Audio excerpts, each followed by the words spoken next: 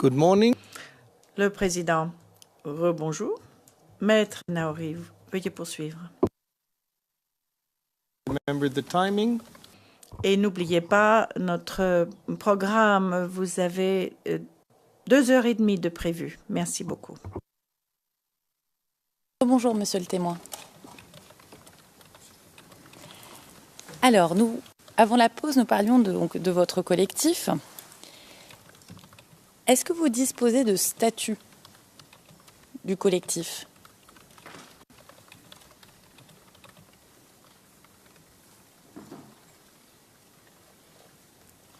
Vous m'entendez, monsieur le témoin ? Alors, je ne sais pas si c'est moi, mais je n'entends pas le témoin.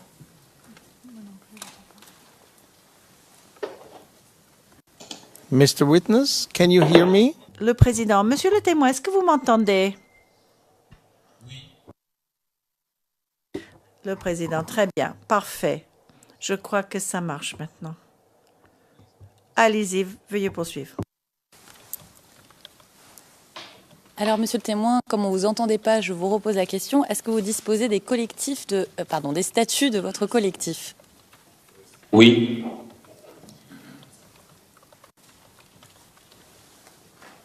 Vous ne les avez pas communiqués au bureau du procureur, n'est-ce pas? Je pense que si, je pense que si. D'accord. Et est-ce que vous avez avec vous aujourd'hui, ici à La Haye, une copie des statuts de votre collectif? Non. D'accord. Alors, monsieur le témoin, lors de l'interrogatoire par la représentante du bureau du procureur, on vous a montré 2 documents. Et je voudrais y revenir un bref instant. Le premier document est le CIV-OTP-0058-0333. Il s'agit du récépissé de dépôt portant déclaration d'association signée par le premier adjoint au maire de Yopougon le 27 décembre 2013.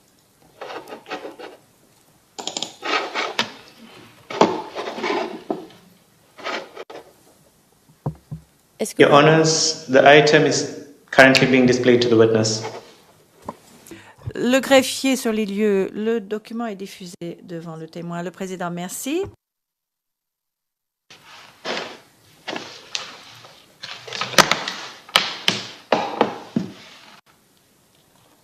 Alors, je m'adresse à la greffière d'audience puisque nous ne voyons pas ici le document affiché. It will be displayed on the Evidence 1 channel. La greffière d'audience, il faut appuyer sur Évidence 1. Ça marche, toi. Très bien, merci madame la greffière. Alors, monsieur le témoin, il est indiqué sur le document, et je cite, « Le présent document ne tient pas lieu de récépissé de déclaration. » Donc, ce document ne prouve pas que votre collectif ait été officiellement déclaré, n'est-ce pas? Oui, si c'est inscrit ainsi. D'accord. Alors, nous allons vous montrer le deuxième document, le CIV-OTP-0058-0334.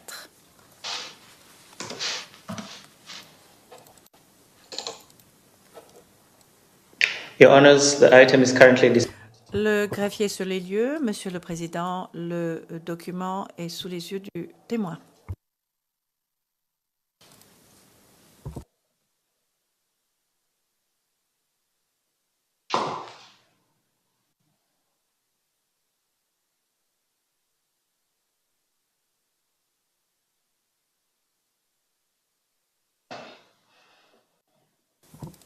Monsieur le témoin, j'attends juste que le document apparaisse chez nous, et voilà. Alors, sur le document, il est indiqué, et je cite, « le ministre d'État, ministre de l'Intérieur et de la Sécurité, en application des dispositions de l'article 37 de la loi numéro 60-315 du 21 septembre 1960 relative aux associations, délivrera un récépissé de déclaration à l'issue de l'instruction du dossier. Donc, ce document ne prouve pas que votre collectif ait été officiellement déclaré, n'est-ce pas? Bon, ici, il n'est pas inscrit que le dossier n'est pas officialisé. Il est dit qu'il nous sera remis un récépissé. C'est tout. Il est dit que vous recevrez un récépissé à l'issue de l'instruction du dossier. Ce que cela signifie, c'est que votre dossier va être examiné. C'est bien ça? Bon, ça c'est un terme juridique, moi je ne m'y connais pas. D'accord. Dernière question à ce sujet. Est-ce que vous avez reçu d'autres documents qui prouveraient que votre association a été officiellement déclarée? À part ces deux, non. D'accord.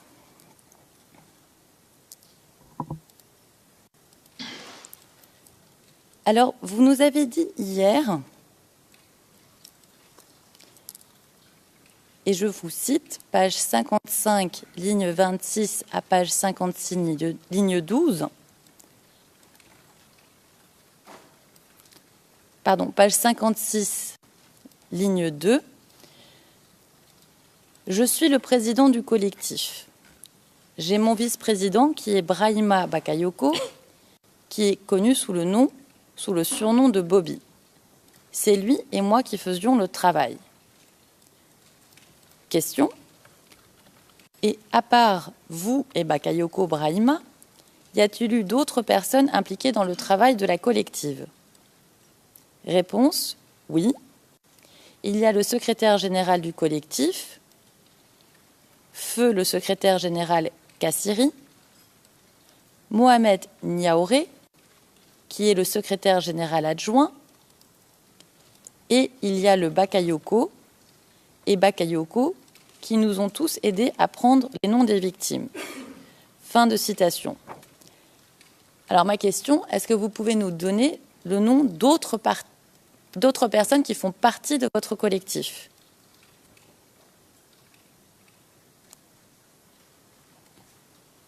Pour une rectification, c'est feu Niaouré Kassiri qui était le secrétaire général. Le secrétaire général adjoint, c'est Akako Deni.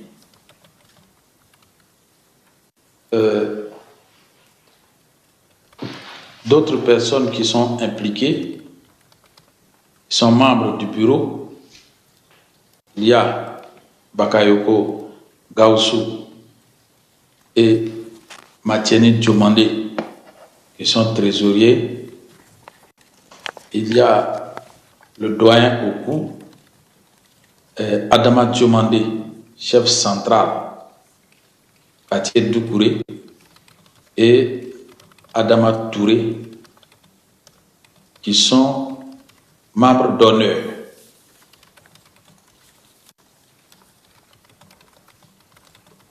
Bon, je n'ai pas la liste devant moi, sinon il y a encore d'autres personnes. D'accord. Et est-ce que vous pouvez nous dire quelle est l'affiliation politique des deux membres d'honneur que vous venez d'indiquer?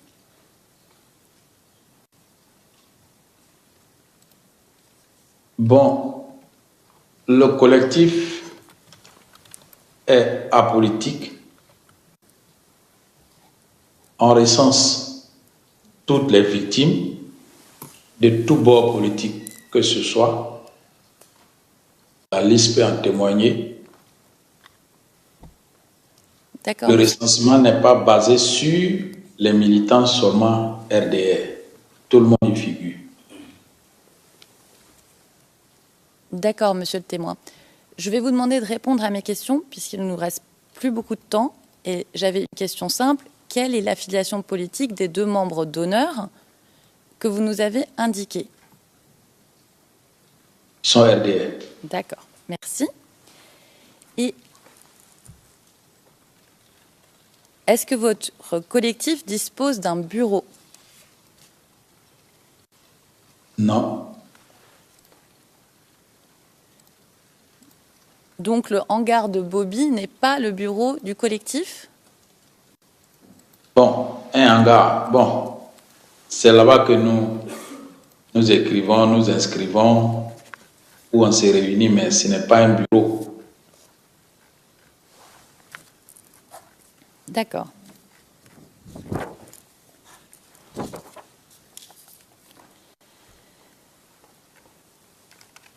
Alors, nous avons parlé des listes que vous avez remises. Ces listes ne contiennent pas de récit des événements. Alors, pouvez-vous nous dire comment vous avez procédé pour identifier les victimes?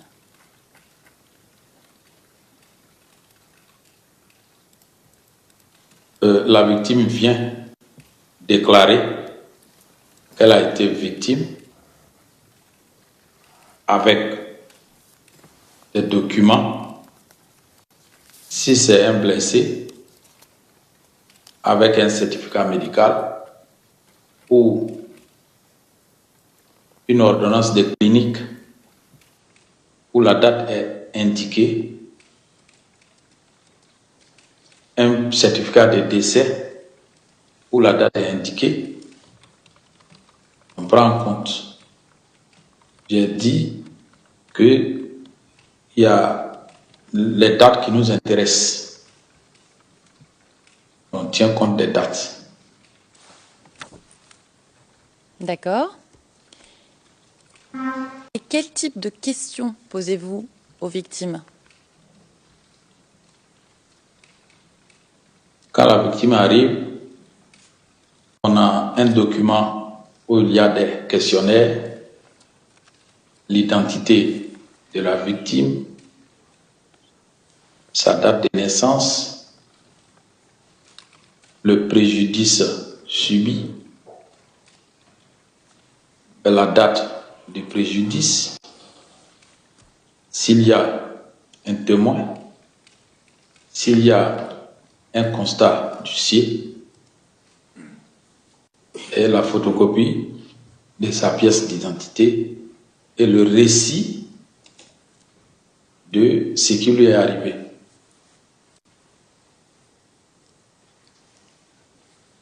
D'accord. Est-ce que vous aviez des critères pour déterminer, une fois que vous aviez récolté ces informations, qui était une victime? Si la victime nous donne le nom du témoin, on approche le témoin, sinon on l'appelle pour lui poser la question de savoir si ce qu'a dit la victime est vrai ou faux.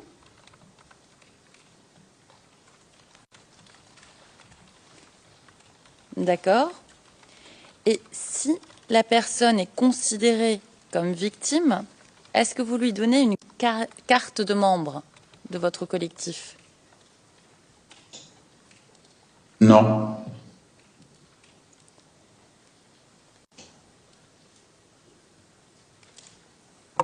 Est-ce que lors des entretiens que vous aviez avec les victimes, plusieurs victimes étaient présentes en même temps? Non.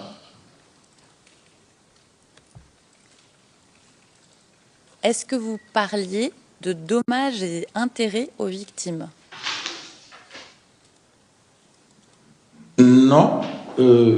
Si c'est du côté gouvernemental, oui. Mais nous-mêmes là, on n'a pas les moyens pour dédommagé.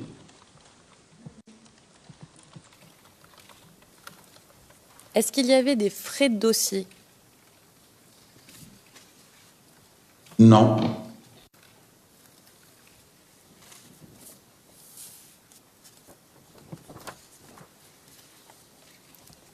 Est-ce que la personne qui se présentait en tant que victime vous demandait comment obtenir réparation ou des compensations financières? Sur le plan national, il y en a qui demandaient. Sur le plan national, puisqu'il y a la CDVR, la CONARIV et la cellule spéciale d'enquête vers qui on envoyait ces victimes-là, nous posait la question.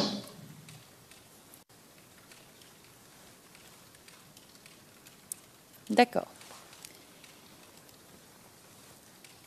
Et monsieur le témoin, comment avez-vous été informé des formalités à remplir pour que des victimes formulent des demandes de participation à la procédure à la CPI?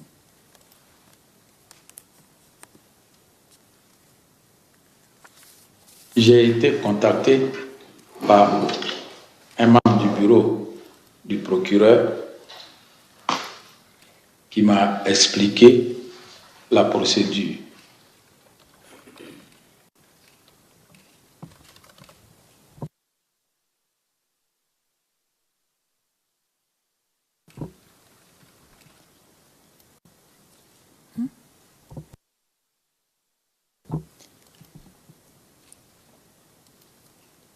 Qui vous a contacté, monsieur le témoin?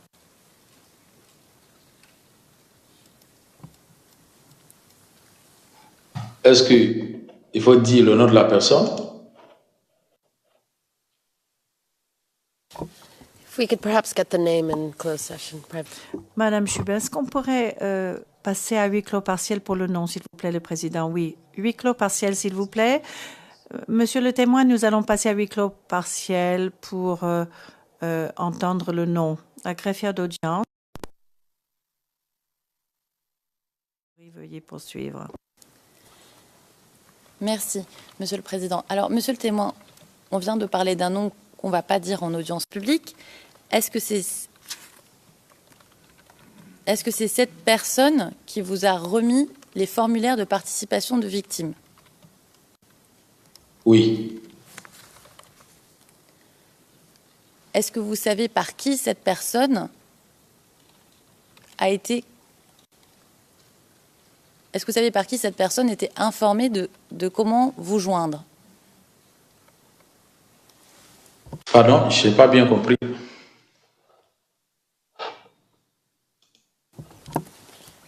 Comment cette personne est-elle parvenue jusqu'à vous?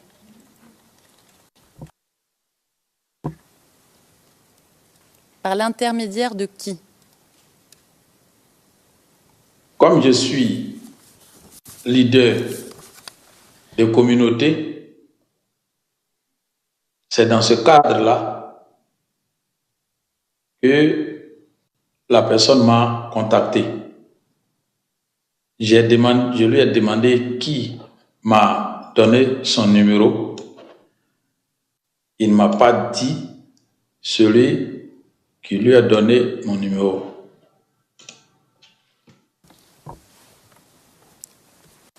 D'accord.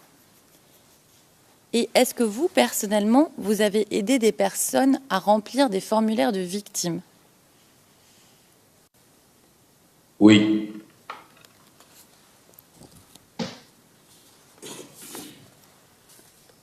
D'accord. Et comment vous aidiez ces victimes à remplir leur formulaire de participation à la Cour pénale internationale?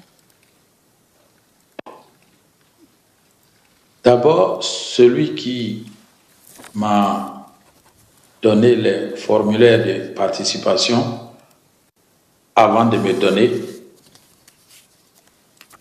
on les a fait parvenir un groupe de victimes.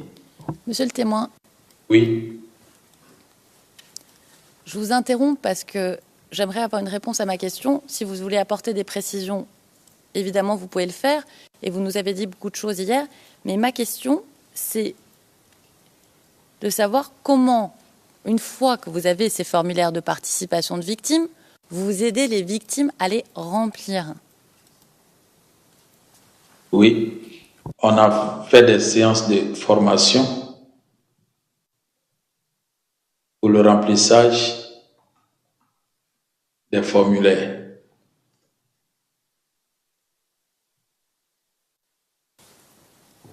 Et qui participait à ces séances de formation?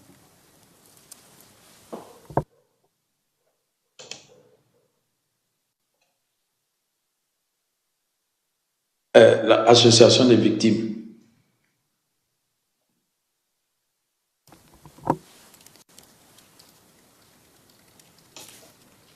Et donc des personnes de votre collectif assistaient les victimes qui souhaitaient participer à la procédure à la CPI à remplir leur formulaire, c'est bien ça? À la formation, moi, en tant que responsable d'association et d'autres responsables d'association, il n'y avait pas plusieurs personnes du collectif des victimes. D'accord.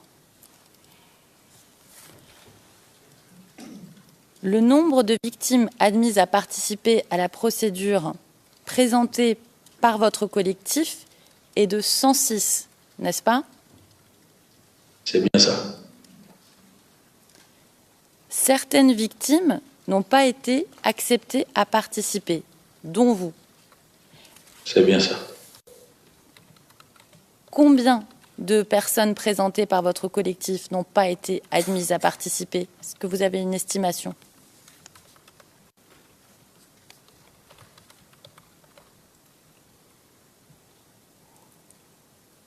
Je pense qu'environ 3 personnes.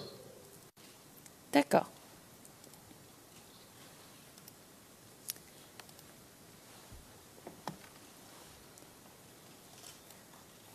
Et monsieur le témoin, vous avez aussi rencontré l'avocate des victimes à la CPI, madame Massida, n'est-ce pas?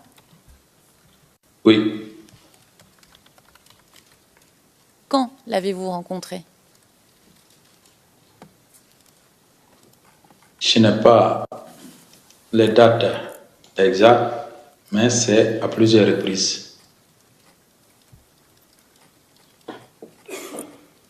Combien de temps après la crise? Quelques mois, 1 an, 2 ans? Bon, je ne sais pas si c'est 2 ans ou 1 an, mais c'est largement après la crise. Largement après la crise. D'accord. Est-ce que c'est l'Organisation des femmes actives de Côte d'Ivoire, l'OFACI, qui vous a mis en contact avec les représentants des victimes?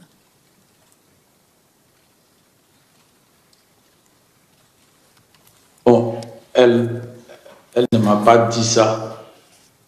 J'ai reçu un coup de fil à son nom et elle ne m'a pas dit qui a donné mon numéro.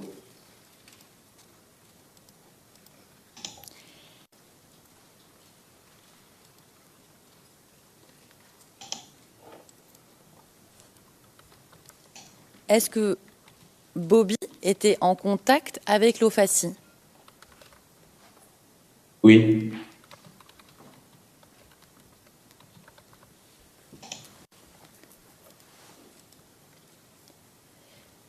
Et est-ce que Bobby vous a dit que l'OFACI avait donné les coordonnées du collectif au monsieur que nous avons cité en huis clos?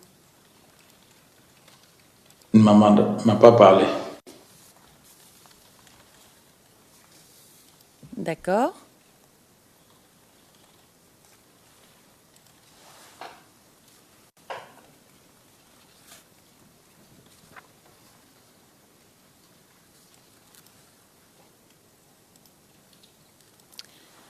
Et vous avez collaboré avec les représentants de l'avocate des victimes, n'est-ce pas? Oui, Que faisiez-vous pour eux? comme nous sommes un focal des victimes, si elle vient qu'elle a besoin des victimes, elle nous appelle. Si on doit passer des informations aux victimes, elle nous donne l'information, ou si elle veut les rencontrer, on les envoie vers elle. Est-ce que vous avez organisé des réunions avec les représentants de l'avocate des victimes et des victimes? Oui, Est-ce que c'est vous qui organisiez avec Bobby le transport des victimes? oui. Où est-ce que se déroulaient ces entretiens? Your Honor? Yes, please. Can we go into private session? Maître Carnero Rojo. Monsieur le Président, oui, s'il vous plaît, allez-y. Maître Carnero Rojo, j'aimerais que l'on passe à huis clos partiel pour poser ma question. D'audience, nous sommes en audience publique, Monsieur le Président. Le Président, allez-y. Alors, monsieur le témoin, votre collectif a également collaboré avec le bureau du procureur, n'est-ce pas? Oui,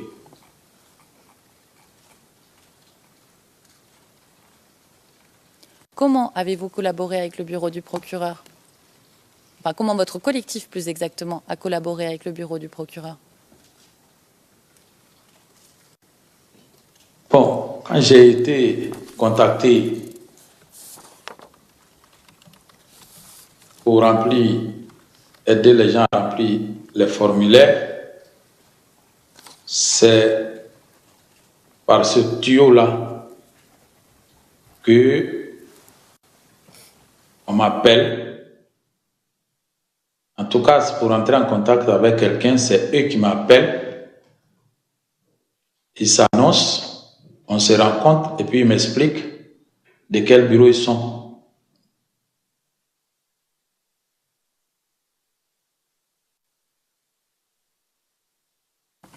D'accord. Et en tant que président du collectif, pouvez-vous nous dire combien de victimes de votre association ont rencontré le bureau du procureur?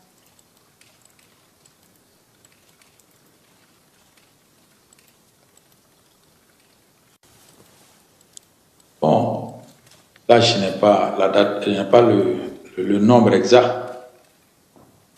D'accord. Monsieur le Président, est-ce que l'on peut passer rapidement au huis clos partiel? Let's please go into private session. Le Président, pouvons-nous passer à huis clos partiel, s'il vous plaît? Greffier d'audience, nous sommes en audience publique. Le Président, merci. Maître Altit. Merci, Monsieur le Président. Monsieur le Président, Madame, Monsieur, ceci conclut l'interrogatoire fait au nom de l'équipe de défense de Laurent Gbagbo du témoin. Et Monsieur le témoin, au nom de Madame Naouri et en mon nom propre, je vous remercie.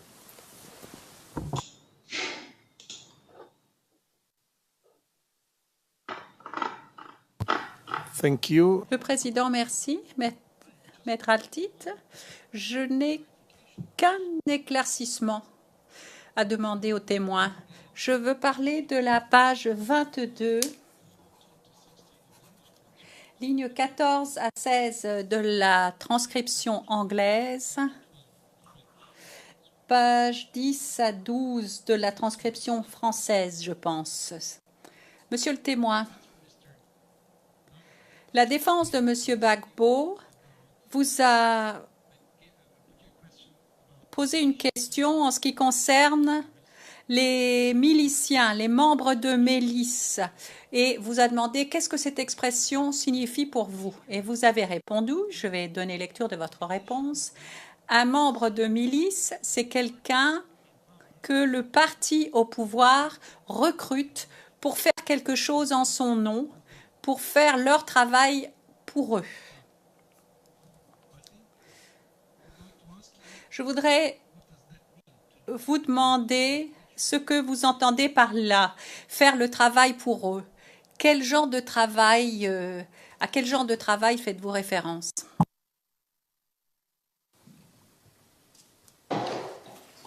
Bon, c'est pour défendre celui qui les envoie.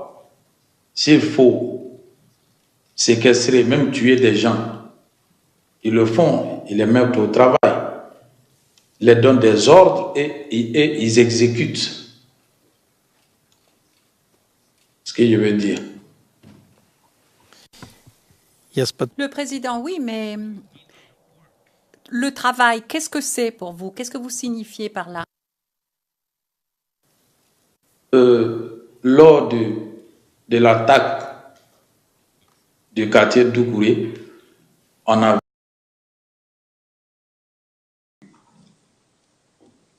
les miliciens qui couraient, qui s'entraînaient sur la route, ils avaient des marteaux pour casser les portes des magasins.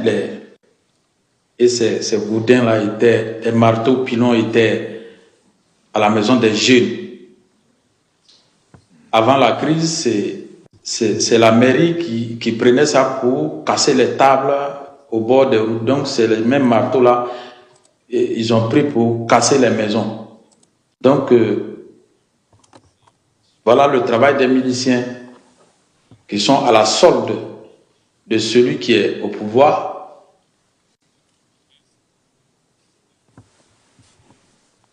so it's the dirty Le président, donc c'est le travail sale, si vous voulez.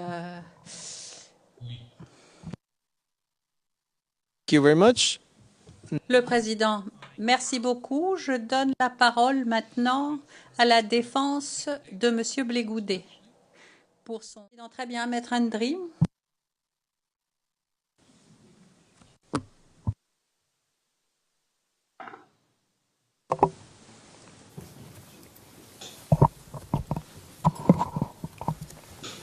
Bonjour, monsieur le témoin. Bonjour, maître. Je suis Maître Ndri Claver, avocat au barreau de Côte d'Ivoire et membre de l'équipe de défense de monsieur Charles Blégoudet. Ok, enchanté, maître. D'accord. Monsieur le témoin, je voudrais qu'on revienne à la journée du 25 février 2011.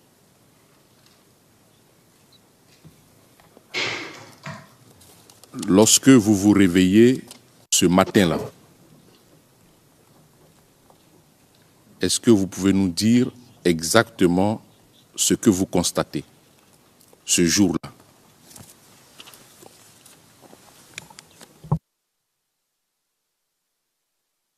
Le 25 février 2011, quand je me suis réveillé,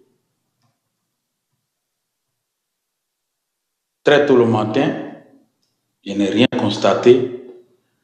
Vers 9h, 10h, on a vu une fumée provenant de vers le marché Sikochi. Et il y a des gens qui sont venus nous dire qu'il y a des minibus, les Baka, il y a quelques Baka qui avaient été attaqués et incendiés par les jeunes de la Sikoji.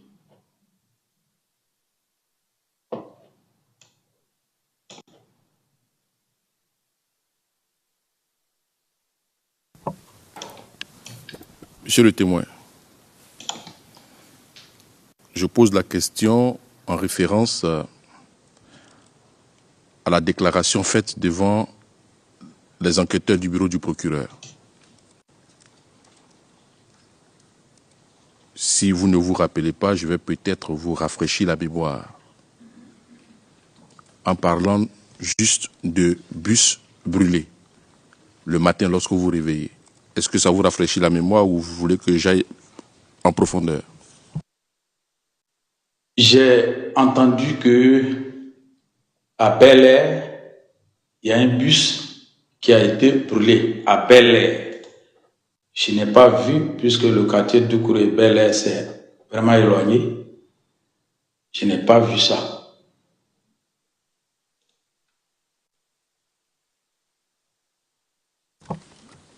Je vais vous rafraîchir la mémoire.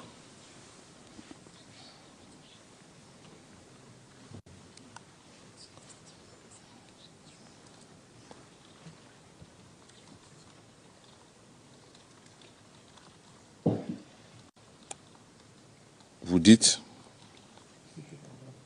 dans votre déclaration,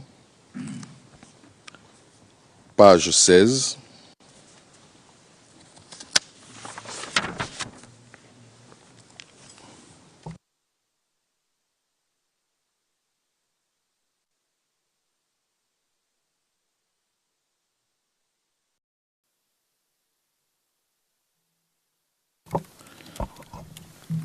page 16, paragraphe 64, je cite, « Ce jour-là, quand on s'est réveillé,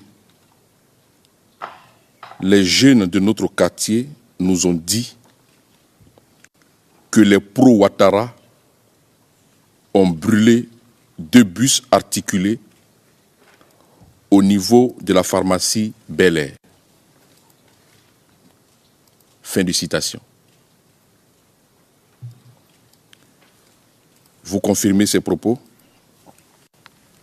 Oui, j'ai eu l'information. On m'a dit, mais comme c'est éloigné, moi je n'ai pas vu.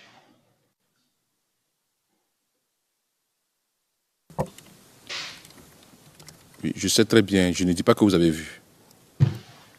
C'est le fait qui m'intéresse. Est-ce que vous confirmez donc avoir dit au bureau du procureur que ce matin-là, c'est-à-dire du 25 février, lorsque vous vous êtes réveillé, vous avez appris que les jeunes pro-Ouattara ont brûlé 2 bus articulés vers la pharmacie Bel Air? Je ne dis pas que vous avez vu, je demande simplement de confirmer ce fait. Oui, j'ai appris ça. D'accord.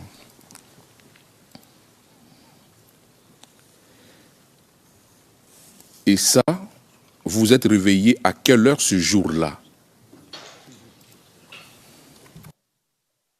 Moi, chaque jour, je me réveille à partir de 5 heures pour la prière du matin. Et je ne dors plus.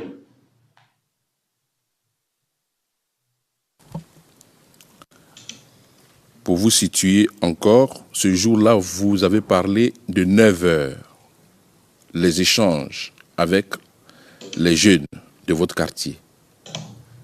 C'était vers 9 heures. Est-ce que vous confirmez cette heure-là?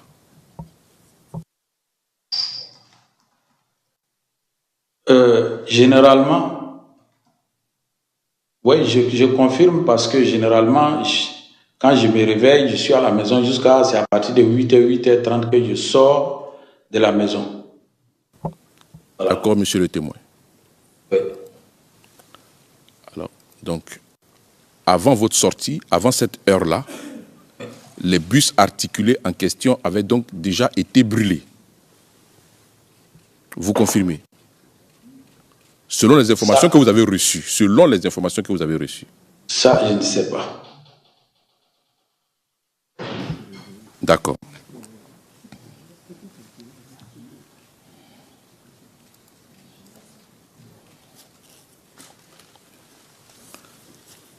Monsieur le témoin,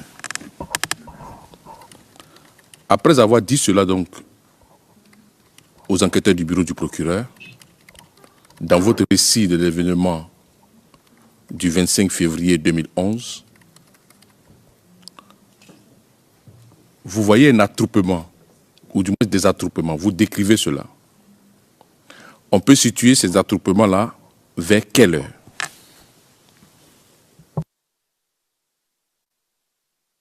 Environ 10h, 10h30.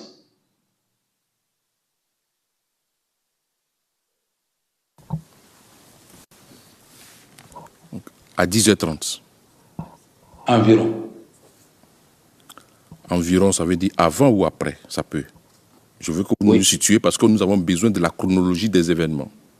Je n'ai pas regardé à ma montre au moment opportun. Je n'ai pas regardé à ma montre. Donc, je ne peux pas donner l'heure exacte.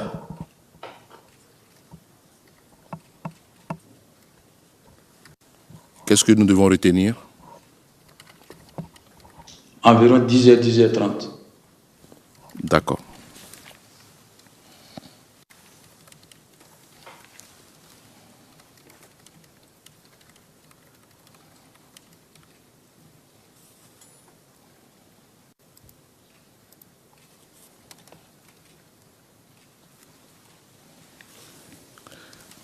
Monsieur le témoin, vous parlez ensuite, après avoir décrit les attroupements, vous dites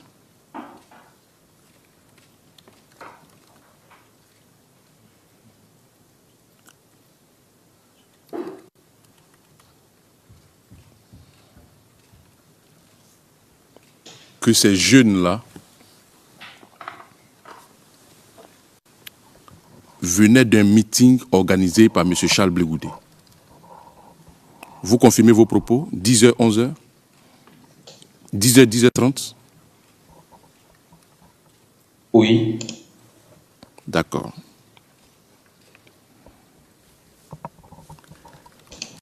Et ces jeunes-là venaient d'où exactement? Ça, je ne sais pas.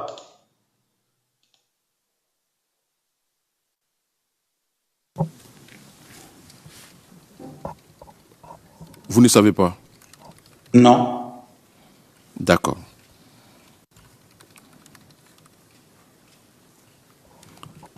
Vous avez parlé d'un meeting à la place CP1. Oui. Ce jour-là? Oui. Vous y étiez à ce meeting?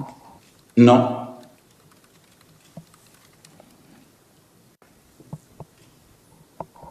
Comment le savez-vous? Il y a 3 jeunes du quartier Doucouré qui étaient partis écouter le meeting. C'est un d'entre eux qui m'a fait la révélation.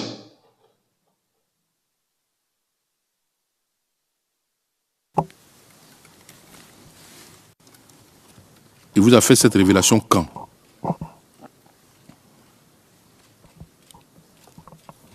On s'est vu le samedi 26 février 2011.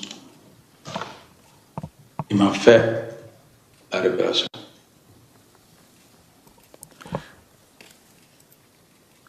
Est-ce qu'on peut venir brièvement à huis clos partiel pour que vous nous donniez le nom de ce jeune? Ou si ce n'est pas gênant, vous pouvez le dire. Je ne sais pas. Bon, je ne sais pas, c'est à vous de dire si je peux dire son nom publiquement.